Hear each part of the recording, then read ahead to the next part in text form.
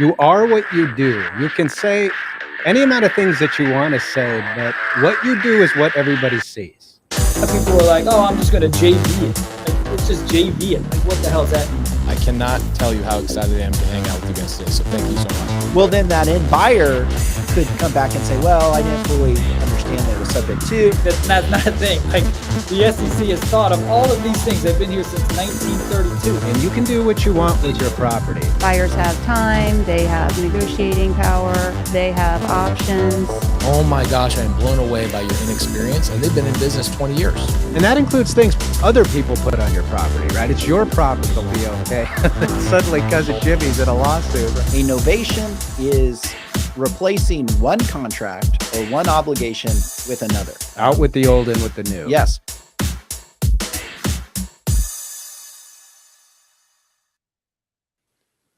Hey, everybody, welcome to the show. Today, our topic is raising private capital for multifamily and commercial property investments.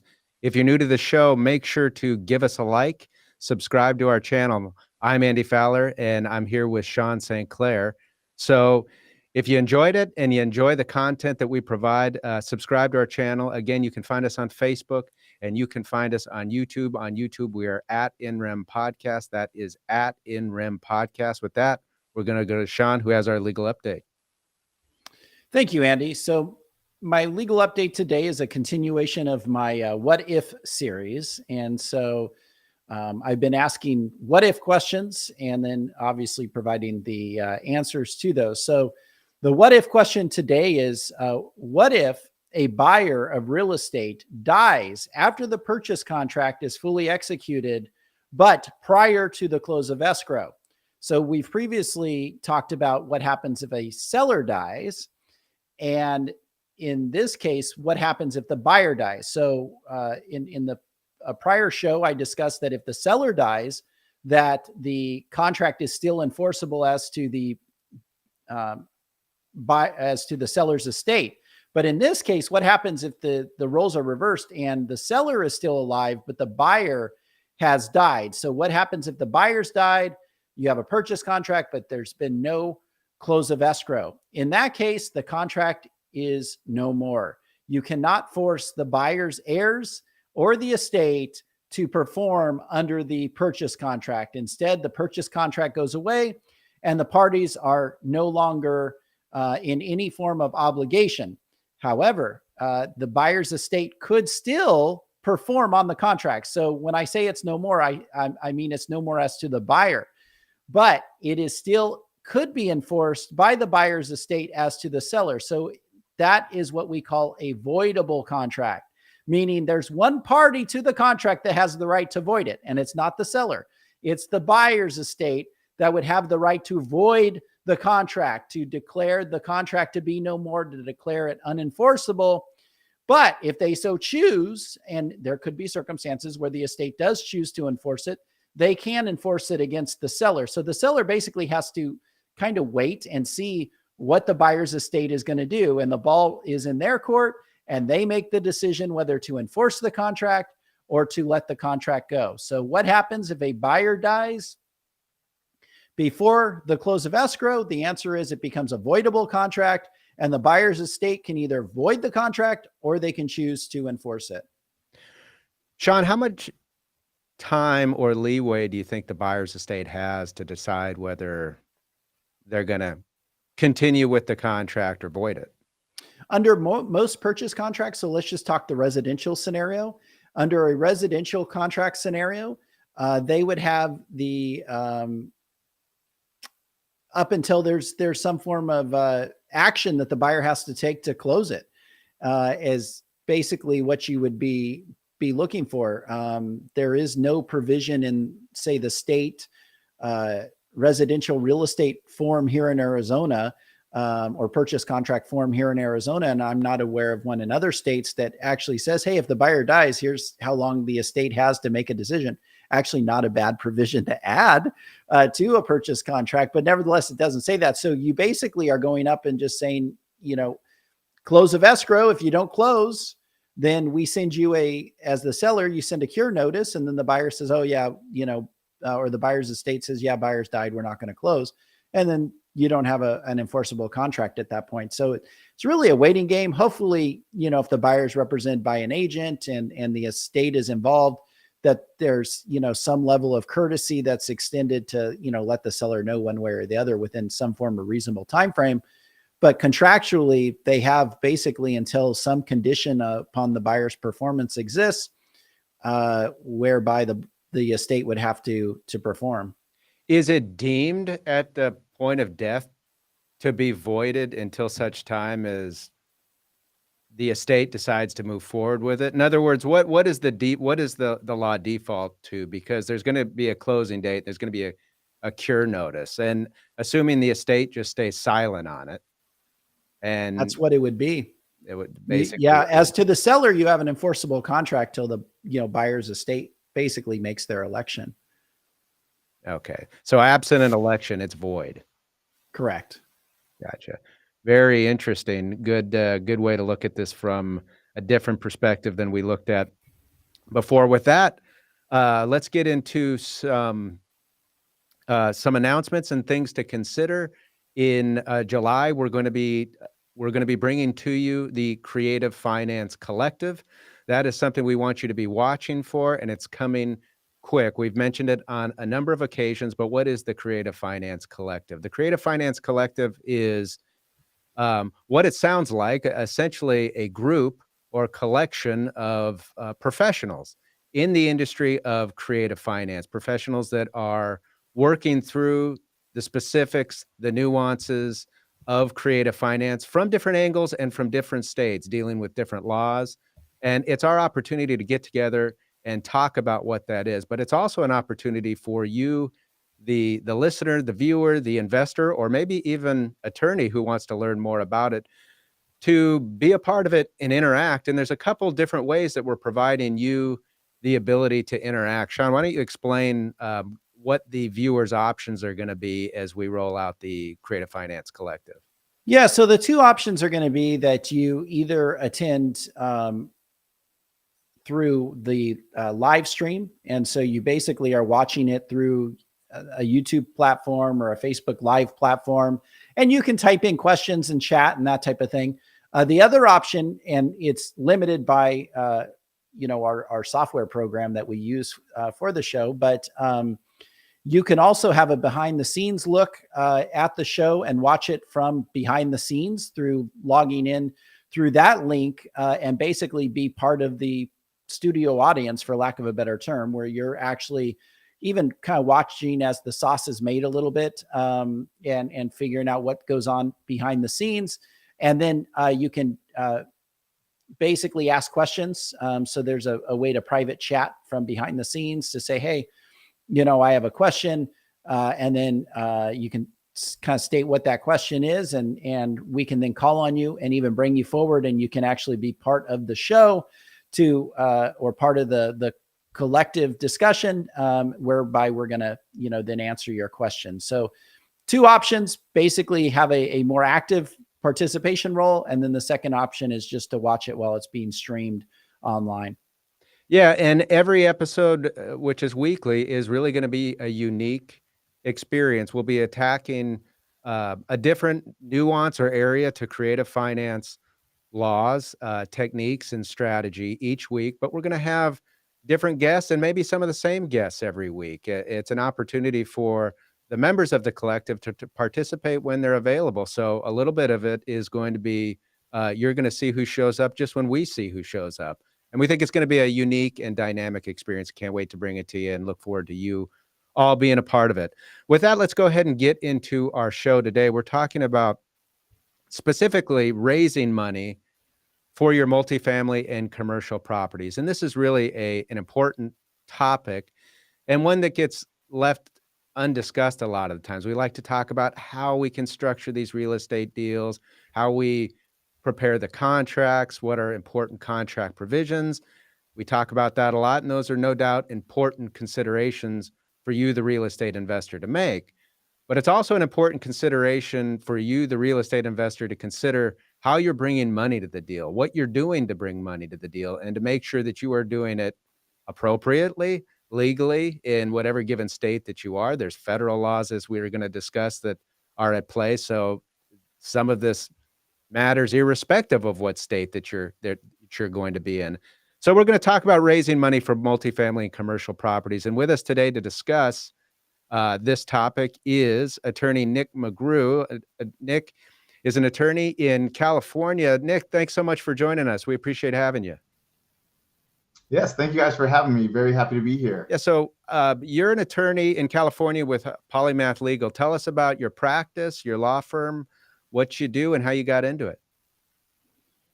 Yeah, so Polymath Legal has been around since 2010. At Polymath Legal, we help real estate investors lawfully raise capital to create generational wealth while also generating passive income. So we help them with the capital raise to where they can get the money that they need for the deal, but we also make sure that they're following and navigating the various securities laws around that.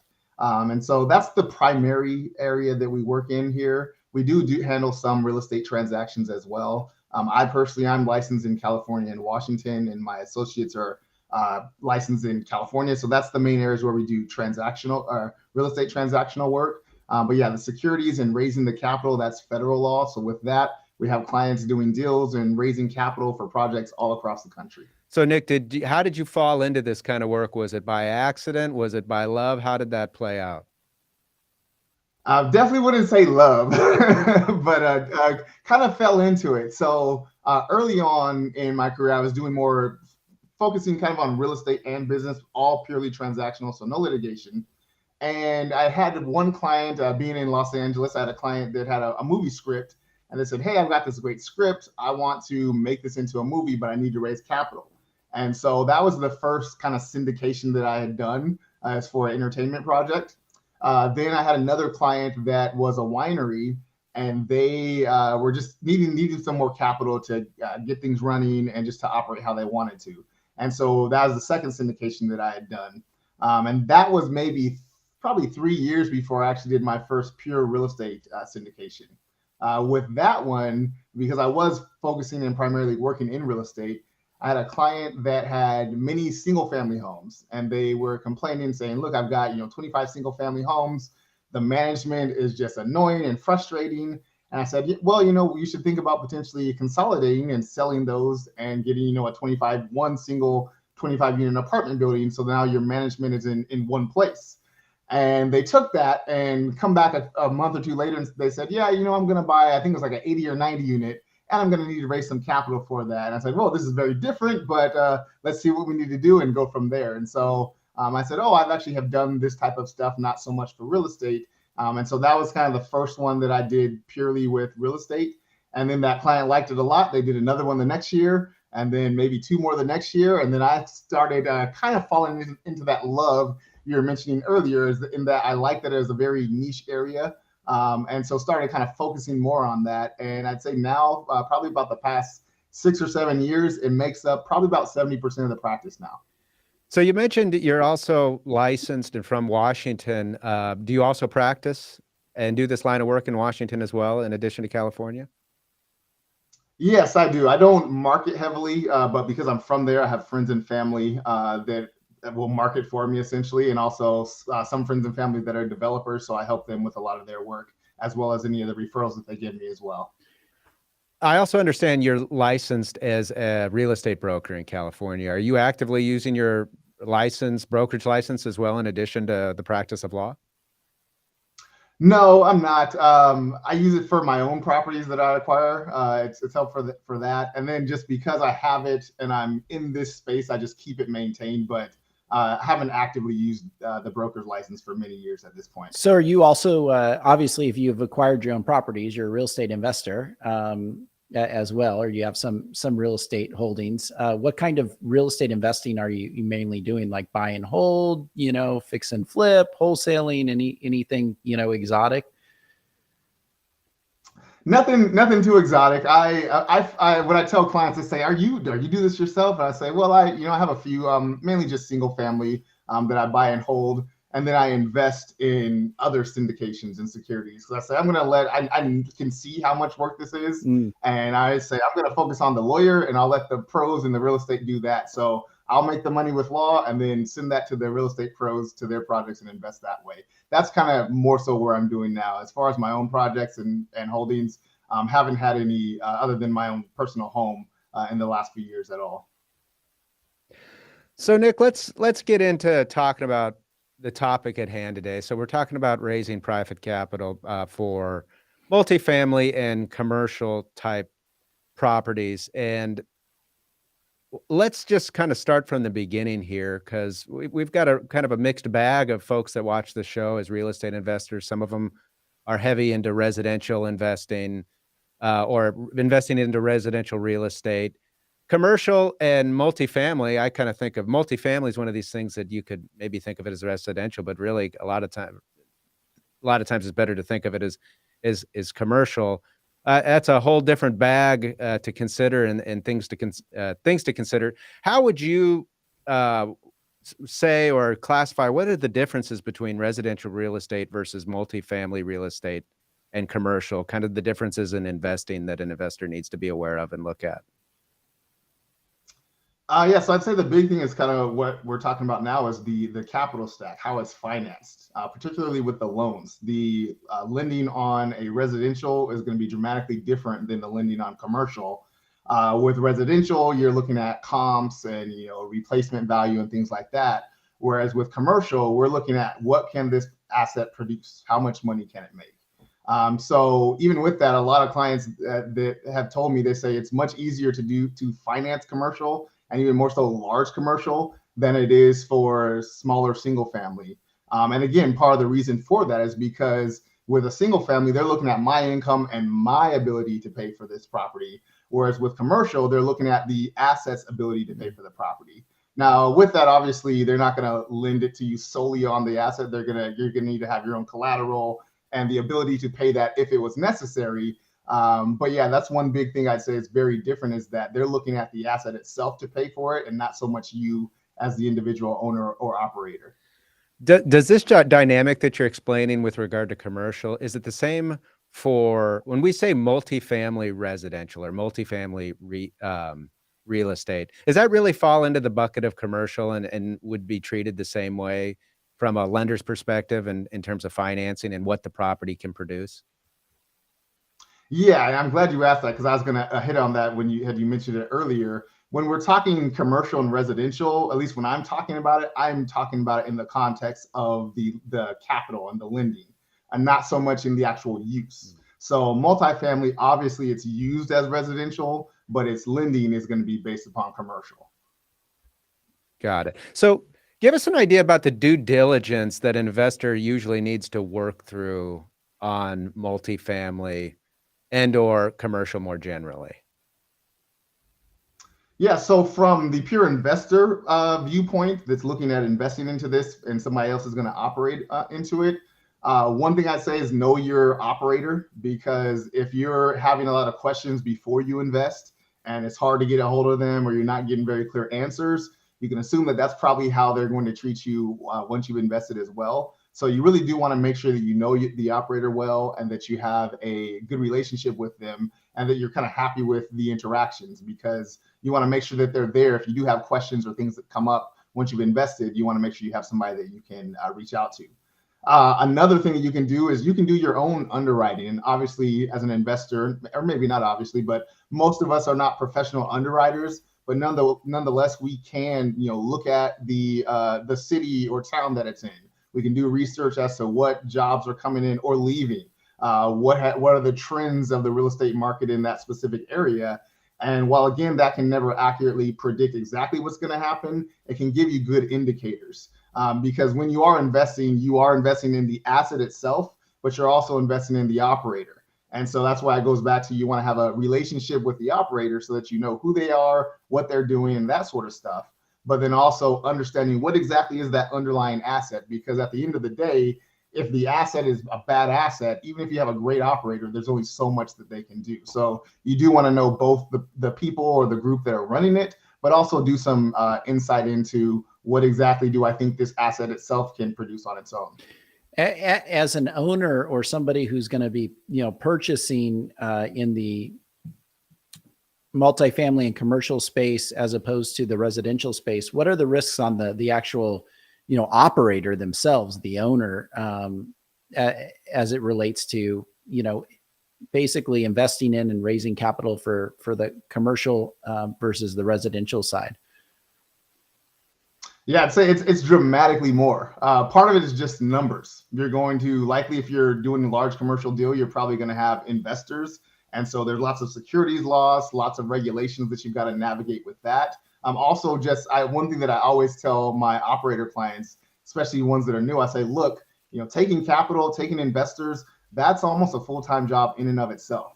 That's phone calls for people that are maybe scared or curious, or for whatever reason that you have a duty to respond to and answer in a timely manner.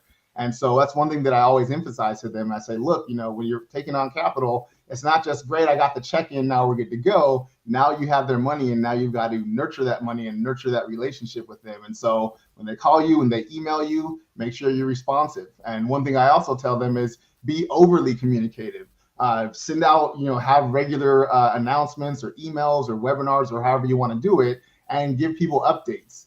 That's one thing that I also tell them to do, simply to mitigate the amount of work that they have to do. Because me as an investor, if I know that I'm going to get an update every month or every week or whatever, I'm probably not going to call you if I have a question, because I'll say, you know what, let me wait until I get that update, because they'll probably have my answer in there. So yeah, you're managing investors and their emotions and having their money. That's one big thing you've got to deal with. Then another just general liability is that when you've got a larger project, a higher unit count, there's just more that's likely to go wrong, more opportunities for people to slip, more opportunities for sinks to get leaky and things like that. So while the amount of money and income you can make can scale, the work is maybe not scaling commensurately with it, but the work that you have to take on is also going to be higher and more as well.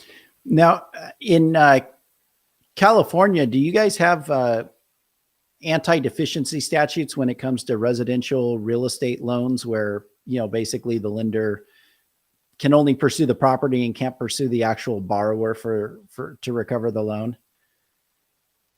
Yeah, for residential, if it's a purchase money loan, so loan for to buy that asset, we have anti-deficiency for residential. For commercial, typically that's not going to be the case at all. Right, and a commercial lender or investor who's making the investment in the form of maybe a loan, they're going to want a personal guarantee, and whoever the operator is, they're going to be personally liable if this thing goes south. And it could be a pretty big judgment, right?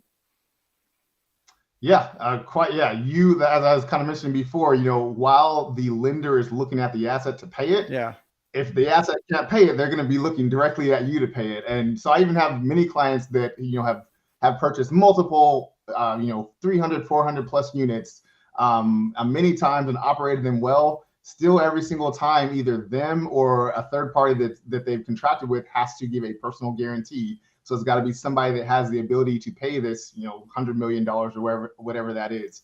Because while they are looking at the asset to pay for it, at the end of the day, they just want to make sure that they are paid. And if the asset can't, then you, the operator, is going to be the one that they're looking at. It's interesting that you mentioned the communication aspect of this with operators as with respect to their investors. Like you, I presently just only do transactional work, but for over 15 years, I practiced litigation. Don't plan to go back, but I did. I practiced litigation. And so every once in a while I would come across, files where either my client was the operator and, has a bunch of mad investors threatening lawsuits and things like that, or maybe have already filed, or sometimes it's the investors themselves that have, consulted with me, and, whether that was made as, a investment into a LLC or an investment, through a loan or something like that, secured by the asset, or it may be some other assets. One of the biggest things that causes the matter to go to litigation is the lack of communication. And if the operator is just like, hey, look, we're having a hard time. Here's what I'm going to do to try to, break through this, to fix it. Here's, where we're at. And maybe even consults with the investor, who maybe, generally investors they're able to invest because they've been successful on their, side of things. And so if they consult with them and say, hey, let's make this a joint decision, how do we, rally and turn this thing around? And they really, just are there making sure that the investor understands. Generally, I mean, not always, but a lot of times, it doesn't blow up into litigation, and it can be somehow maneuvered or worked out. But it's where the investor just ghosts them, and all of us, not the investor, the operator just ghosts them. And the investor's like, well, I can't get their attention. So the only way is to serve them with a lawsuit, right? So, I mean, have you found that to be kind of the case with the ones that have gone south? Yeah, I mean, thankfully, there's maybe one or two clients I can think of that went kind of south. But yeah, you're hitting at the precise reason why I tell my clients to do that. If I'm investing with you, I trust you initially, and I don't think you're a bad person. I don't think that you're trying to do anything crazy with my money. And I hopefully understand that, some investments go south. But if I'm having to knock on your door and track you down to figure out why this is going south, now I'm going to start trying to figure out, okay, what are they doing? What are they trying to hide? Why aren't they telling me this sort of stuff? Versus if you're ahead of it and you're getting in front of it, I'll say, okay, great. Things aren't going as well as they had planned to, which happens, but they seem to be on top of it because they're forthcoming. They're telling me what they're trying to do to mitigate it. They reached out to me first before I had to go hunt them down. Even in this current real estate market where, the last 5, 6, 7 years, it's been great. You could be a horrible operator and you're still probably going to hit your numbers. Now we're starting to see it to where things are getting a little bit tougher. And, I've had a good amount of clients that say, look, we're going to pause distributions this quarter because maybe our rate just increased and now we don't have quite as much free cash flow or things like that. I've had some clients that tell me their investors have just thanked them saying, thank you so much for calling me. I know this is happening and you're the only one that actually took the time to give me a call. So I appreciate that. Yeah. Guess what? If things go bad in that deal, that person's going to be very hesitant to file a lawsuit because they know that, things go bad and my operator is on top of this and they're trying to be transparent and do what they can to make my money grow. Now, Nick, I'm going to jump back a little bit. I'm curious. You mentioned that lending on commercial in some regards is a little bit easier than residential in the sense that they're focused on what the property is going to perform, less than, your own, credit worthiness, although they look at that, but they're looking about what the property can do and can perform and to determine whether that's an asset they want to lend on. How do they evaluate an asset that's not producing income? And the reason I ask is oftentimes investors are looking for a great deal. And a great deal might be a distressed, and oftentimes is a distressed property. So in a commercial context, one that maybe has potential, but, has lost a lot of tenants, maybe it's a shopping center and they've lost tenants. I don't know. But isn't producing up to its capabilities. Does that make lending a lot more difficult or does the investor have to come in kind of with a plan on how they're going to get it to where they need to go? Yeah, so they are going to be looking at the plan because let's say that I'm buying a 50-unit apartment complex and 10 of the units are vacant and maybe it's well under market. So if we were to look at just the income that it produces right now, it's probably going to be far lower than what the seller's trying to sell it to me for. And so I'd have to come up with a plan that says, okay, I'm going to spend, $30,000 per unit, and that's going to allow me to make an additional $700 a month per unit or whatever those numbers are. And so I do that in my underwriting and show that model to the lender. The lender's also going to come back and look at that underwriting and make their own assumptions. And they might say, yeah, $30,000 is only going to produce $400 more income or whatever that is. So yeah, they to an extent they can lend on the potential, assuming that you have it modeled out, you've got a business plan. I have many clients that they actually even get loans for those capital expenditures. So they might again say, no, I'm going to spend $30,000 per unit and upgrade it to, modernize and everything like that. And the lender will provide funds that allows them to acquire the property and then also provide some of those funds for the capital improvements as well. So I'd say that some of the big things the lender's looking at is obviously they're looking at the asset. You do have to have collateral that can support the loan if things go bad. And then another big thing that they're going to look at is just the track record of the team. So they're going to want to see what have you done in the past, because while sure they might be confident that the asset can pay the mortgage, if you're not a good operator or don't have any operating history, they don't know what things you may or may not do that's going to affect how well that asset can operate. All right, so let's talk about raising private capital specifically. So kind of the next step beyond lending itself, although that is part of it. As a general rule, is the process of raising private capital more difficult in the commercial context or the residential context?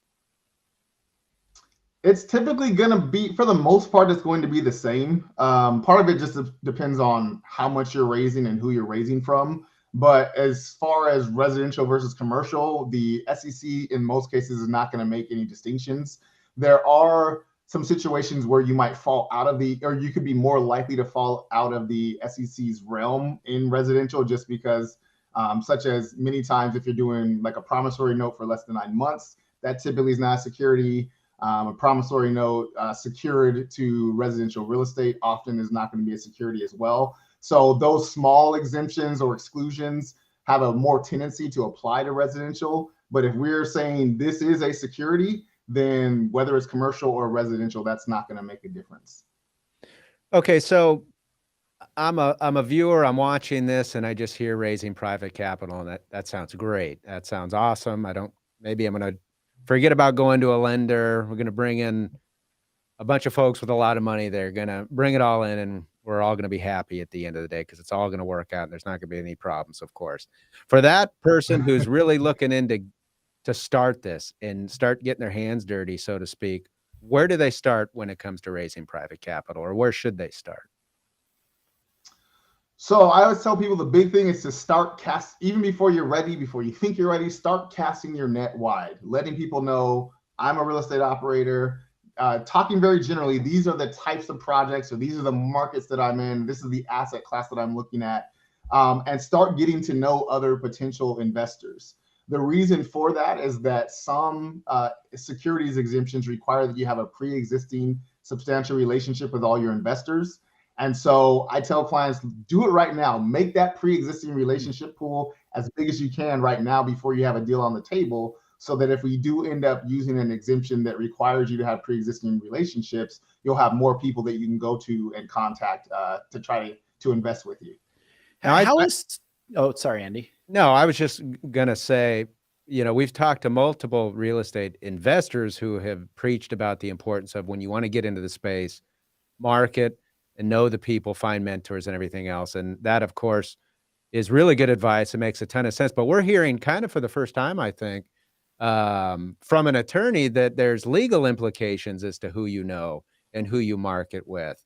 So what you're saying, it sounds like, is you can take advantage of certain exemptions in federal law just by virtue of who you know, who you're friends with, so on and so forth, right? Yeah, exactly. So especially in real estate, there's two main exemptions that often apply. It's 506B as in boy and 506C as in cat. They're ones that I use, I'd say probably 85-90% of the time with real estate deals. A 506B exemption, it allows you to raise an unlimited amount of capital from theoretically an unlimited number of investors, but you must have a pre-existing relationship with all of your investors, and only up to 35 of them can be unaccredited, meaning that they have a net worth that's less than $1 million, or sorry, accredited means that you have a net worth that's $1 million or more, excluding your primary residence, or as an individual, you make $200,000 or more the past 2 years and expect to make that much again. So we're talking high net worth or high income earners. So with 506B, you can have an unlimited number of accredited investors plus up to 35 unaccredited but sophisticated investors. But again, must have a pre-existing substantial relationship with every single one of those. So that's why I say at the onset, we don't know, are we going to do a 506B or 506C? So let's get a lot of pre-existing relationships before we have a deal on the table, so that if 506B is what we want to do, again, we've got that wider net to cast to. So how does social media play into these pre-existing relationships? Does, belonging to an investor group and, communicating with people within there establish that? Or does it have to be something more, tangible than just, communicating over, Instagram or Facebook or whatever, platform they're using? Wonderful question. So I'll start out with that the medium that you communicate over is not that consequential, but it is more than just, oh, we're in the same Facebook group, or oh, we're in the same mastermind group, and I maybe see you in the chat a few times. It's a pre-existing substantial relationship is what's necessary. Now, the SEC hasn't given us clear guidelines that says if you do this, then it's substantial. It's a bit gray. And so what I often tell clients to do is I say, look, we want to have 3 meetings with them. We have one meeting where you say, hey, my name's Nick. I'm a real estate investor. I'm operating in the Sun Belt looking for 50 to 100 units or whatever my buy box is. And just speak very generally, maybe talk about why I do it, why I like it, but not at all trying to sell, not at all trying to convince them. I'm just telling them about me and what my business does. Then we have another meeting, and that's when I start trying to figure out what's your investment experience or what's your income. So really what I'm trying to figure out, and I tell clients, we are in a strong position to say that our relationship is substantial if we know whether they are accredited or sophisticated and the reasons why. So that second meeting, I want to be talking about what types of investments they've done outside of your typical stocks and bonds. So have they done any alternative investments? What's their income like? What's their job? What's their educational background? So that I can be figuring out kind of, are they accredited? Are they sophisticated? What's their investment experience? Then that third one, that's when I can say, okay, now here's really what we do. Here's more of the types of deals. And for the next one, if you'd like to, I'd like to send it to you or potentially have you bet that. So that's what I tell clients to do. Now I will readily admit that it might be more conservative than what others do. But again, that's for me, it's just because it is somewhat of a gray area. And I want to make sure that my clients, if it ever is challenged, that I feel very comfortable trying to convince the SEC and saying, hey, this is a substantial relationship. And so with that, with the kind of outline that I put out, I feel comfortable and confident fighting that if I ever had to. Do you like your clients to document those meetings, provide that evidence that, I'm thinking, for tax purposes, we document our business meetings all the time. We write on a receipt who we met with and those kind of things. But do you kind of preach an importance of doing that, or is it just kind of establishing on multiple occasions you've done this? As we know as lawyers, documentation, unless you're on the bad side, documentation is always better.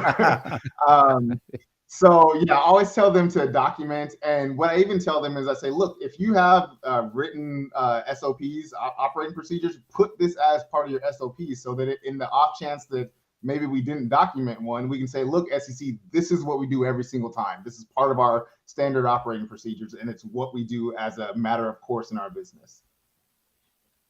Very interesting. All right, so let's talk about different types of private capital. We've kind of listed a number of different ways that we know investors try to structure things. So as we kind of step through these, why don't you tell us what are important considerations that they need to be aware of when approaching that type of raise? And we've talked a little bit about this, so maybe we don't have too much to say, but one of the common ones obviously is loans. Getting loans, whether that is with what we would call conventional lender, or whether that's with, Grandpa Joe or somebody else. What are some things investors need to be thinking about to be compliant when raising private capital with lending? Yeah, so with loans, a lot of times with syndication, you're going to raise your private equity, and then you will also have a conventional or non-conventional type of loan. So a couple of things to think about is one, particularly again in a more constrictive lending climate, heavily and strongly consider buying a rate cap.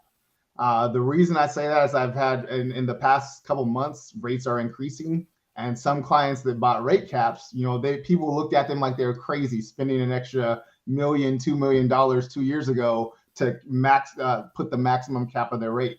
But now they look like geniuses because they've put in the maximum, and so they know that their interest rate is not going to increase.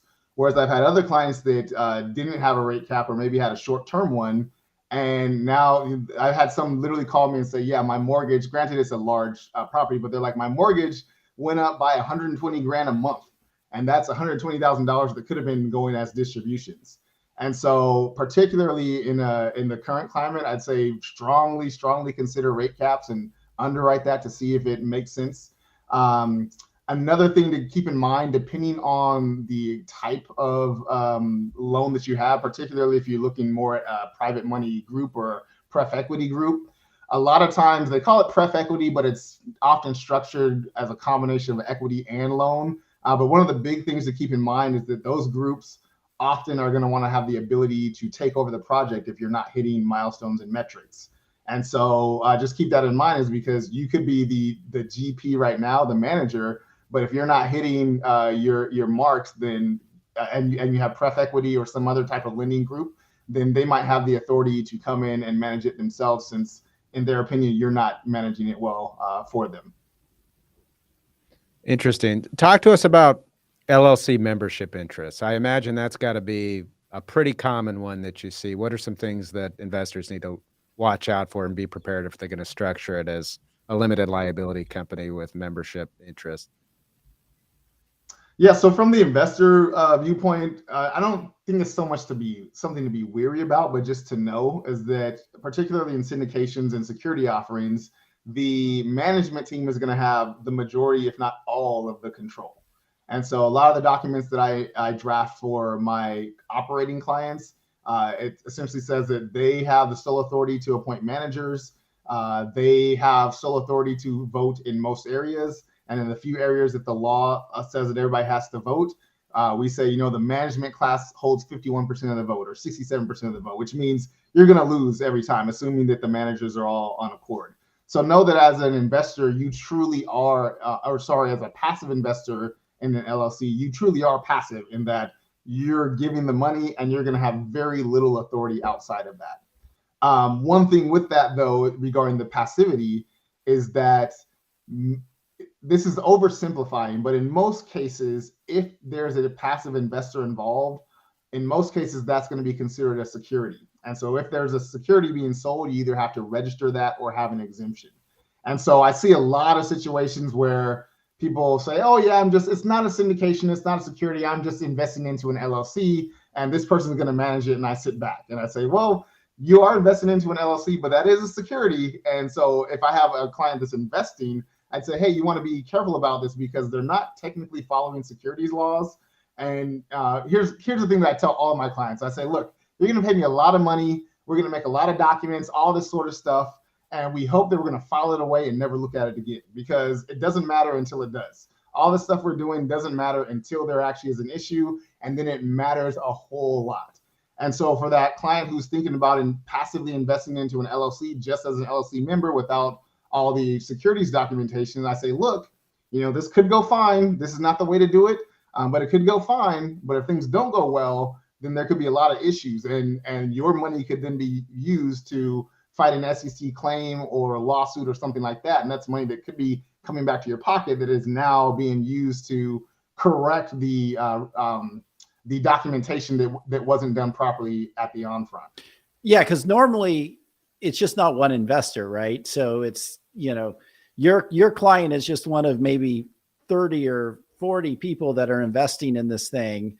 And so if it's not done right, your client may be like, okay, well, I'm not going to fight it. Let's just figure it out. But some other investor may not have that same view. They get aggressive. They file an SEC complaint. Well, then the owner operator has all the investor money. And then they have the ability to use that, like you said, to try to rewrite where they messed up to begin with, or to fight an SEC complaint. And then at that point, pretty much the whole investment project is probably going to fold and nobody gets their money back and, that type of thing. So that's great advice, because a lot of times I think about it from, my clients who are doing things and I'm like, well, it only hurts you to not have, a prospectus, or only hurts you not to have this or have that. And if you're fine with it, I guess it's okay, because you're not going to have the SEC complaint. But I like that perspective that you just, set forth, which is, well, yeah, that's good until, like you said, it's not until, you now need this paperwork and it was going to, protect your money.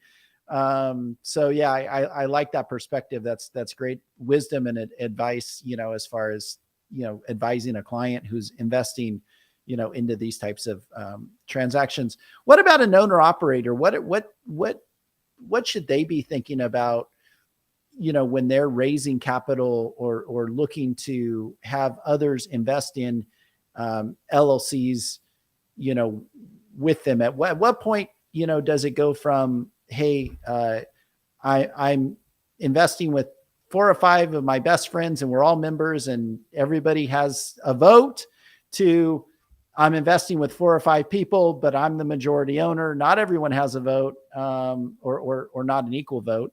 And, at what point does it move from, a bunch of people investing into a common enterprise to, oh no, this is a security and it's going to require registration and all of that?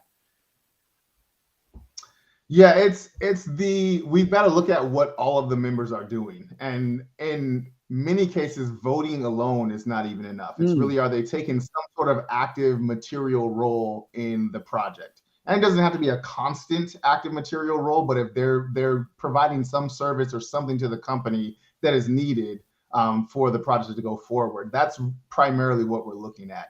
Because again, I know that you and I know that I have seen it done many times where they're like, oh yeah, it's just an LLC. And again, I say, well, that's correct. It is an LLC, but we do have a security going on here and there's other things that we should probably do. So it really is almost, again, it's oversimplifying, but in most cases, if there's even just one passive investor, then it's very likely that you're selling a security. So you need to have an exemption or register. It feels a little bit like the LLC is almost like this entrapment net that can get a lot of people caught up in securities when they don't mean to, or they think that they're going to do what you just said, and we're going to give everybody's going to contribute and everything else, and we know how that works. That almost never works out well, or whatever else.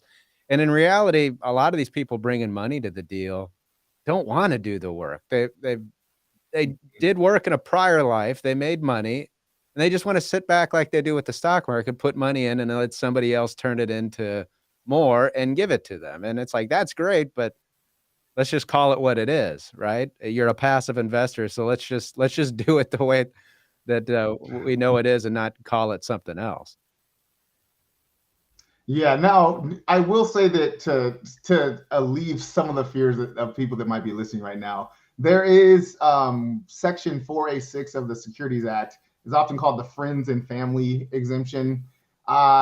It's one that you can use, and that you could, if you're not doing it correctly, and it's a small group and it really is kind of friends and family, you could probably finagle your way into saying that you're fitting that. The reason that I don't like that one is that it has a lot of gray areas. But then 506B and 506C, those are safe harbors to 4A6, which are much more clear. So I'd say, look, let's just go the very clear route versus this could kind of work. Let's see if it maybe will sort of work kind of thing. So for people that are doing it maybe incorrectly or haven't kind of gone through all of this stuff, if it is a small knit group and they truly are friends and family and they're abreast of all the information, all the skeletons and all the information that you have, there might be some exemptions that could apply, even though they're ones that I wouldn't necessarily have a client use. It is something that could essentially save you if it became an issue. Let's talk about joint ventures, which is popular in the real estate investor space. And in fact, on our intro, Paul Vincent, who's an attorney that does, this type of work, some securities work as well, I'm just going to JV it, and I hear that from my clients all the time as well. We're just going to JV it. And so talk about joint ventures, and at what point, because a joint venture is a partnership. I mean, there's no getting around that. That's what it is. At what point does a joint venture, move to the area of securities? So again, I'd say our big guiding light is, the activity of what people are doing. Joint ventures often, in my opinion, you have more ways to kind of say you're outside of the security realm, just because, but at least a true joint venture, and the more typical ones is that we're saying, look, these 2 people or 3 people have various resources, skills, assets that they're bringing that are going to make this project go forward. And so if that's the case, then that's going to me, that'd be an active, somebody who's active, because there's something that they have, they're doing, that they possess, that they're bringing, that is needed for this product to be successful. And so that in most cases is going to be active, in which case you're not going to have yourselves a security. Now, I do see some where they say, oh yeah, we're just doing a joint venture, and you've got like 2 people running it, and then another 10 joint ventures that are just bringing in capital. And I say, that is not a joint venture, that's a security, regardless of what you call it. Right. It's a security. So Nick, what are the biggest pitfalls that you see to investors raising private capital? I really think it is kind of what we've been hitting on, is people not realizing when or if they are selling a security. I think you might have mentioned it earlier. Most people are not saying, oh, I'm selling a security, let me just not follow the rules. It's more so people say, oh, I've got this idea, let me get some investors, let's get moving, not realizing that there's a whole lot of regulations around what they're trying to do. So I think the biggest pitfall, if you will, is just simply not knowing that they are selling a security. So assuming the investor gets a lawyer like they should on the front end of these deals and can identify, okay, what is it that I'm trying to get private capital, and now I've determined through consultation with my attorney or having done this enough times, this is a security, no ifs, ands, or buts about it. We're not going to screw around with this. So once they know it's a security, what do they need to do? So then you got to figure out, in most, especially in real estate, you're not going to register unless you're really trying to create a REIT. But if it's for a project, you're just not going to have the time to register. So if we know we're selling a security, then we say, okay, which exemptions can we comply with? And then from there, we say which exemptions are going to be the best for us to fulfill our goals. So there's lots of exemptions. As I mentioned before, Regulation D, which has 506B and 506C, that's probably the more common one that I use for real estate. One that I've been using a bit more regularly, but still not a ton, is Regulation CF, Reg Crowdfunding. They increased the raise amount of that one. It used to be $1,070,000, and then about 2 years ago they increased it to $5 million. And so at least for my clients now, that's at a number that it makes sense for them to go through the hoops to use that exemption. There's also Regulation A is another one. That's not one that I deal with too much. That one is going to be significantly more extensive, more costly, more time consuming.